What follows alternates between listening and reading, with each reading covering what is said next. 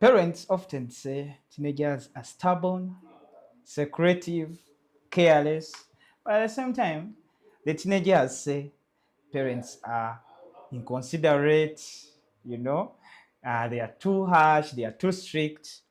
So today we're not here to judge or to correct anyone. This is just a listening space where we shall know what goes on inside a teenager's mind. It's not a lecture, uh, but just a listening space. We're going to talk about some things and we see. I'm also curious to get to know what goes on in the teenager's mind. So, sir, welcome. Yo, what's up? My name is Mwesigo Terry. Well, I'm very happy to be here, excited. Yeah, I don't follow the crowd.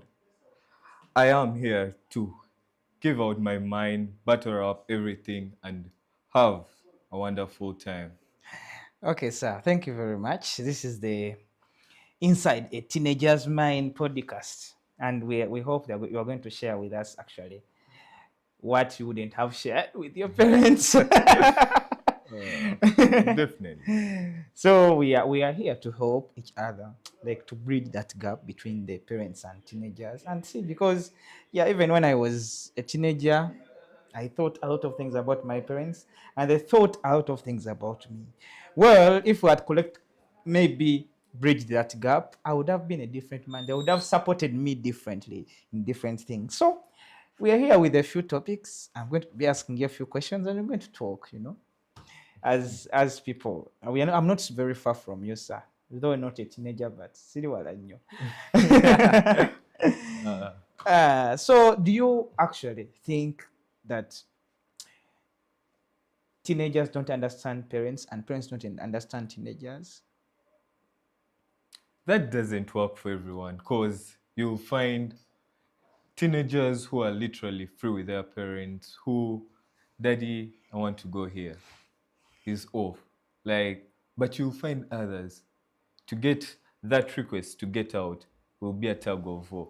That will so there means they're not free to each other. So I hardly doubt that it applies to everyone for parents to mistake everyone. Okay, do you think life would have been better if the parents understand the teenagers? Yeah, I feel that way because some students, some teenagers be there fearing their parents, but if they shared their mind with their parents, they would be somewhere far. Because you might find he wants or she wants to go for a different occupation. Let's say he wants to become a pilot, the parent wants him to become an engineer. So those are two different things. He will go for engineering, but he won't find the love in engineering. He'll always say, my parents never respected my decision. But if they were free to each other, he would be far. Yeah. Do you also think that's a career? Do you also think that also for relationships, for emotional well-being and social well-being, that things would have been better if actually parents understood their children? Yeah, I feel that way because definitely you would be like they would share different minds because two heads are better than one. They would share differently, like bring up interesting jazz, like have family time because you will hardly find there are very few families that have family time. Let's say we have gone for a vacation. So those are some things some families do to bond more, but it's very hard to find it. Yeah, there was a story, I think, at the beginning of last year, at the beginning of 2025 or end of 2024, whereby one of the sons of a great singer in Uganda came and said, my father paying for me school fees was the bare minimum.